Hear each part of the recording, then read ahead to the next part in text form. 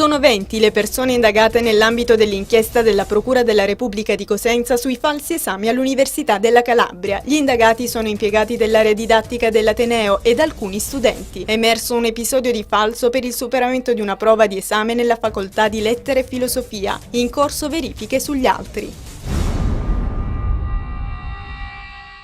Un ragazzo, Francesco Palamara, 17 anni, è morto in un incidente stradale avvenuto sulla statale 106, nei pressi di Ferruzzano. Il giovane era a bordo di una Renault Clio, che è finita fuori strada. Nell'incidente è rimasto ferito anche un ragazzo che era alla guida dell'automobile.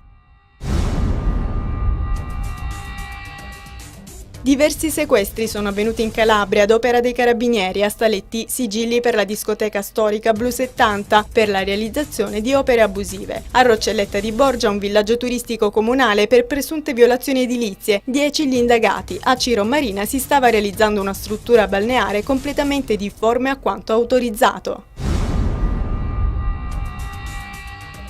Si sono incontrati stamattina i protagonisti della prima serata del Reggio Calabria Film Fest per discutere di cinema e dei loro programmi lavorativi. Insieme al presidente di Calabria Film Commission Gianluca Curti c'erano la conduttrice ufficiale Laura Freddi, il direttore artistico Bruno Di Marino, gli attori Enzo Salvi, Sebastiano Somma, Filippo Boa, Carmine Recano e il musicista calabrese Peppe Voltarelli.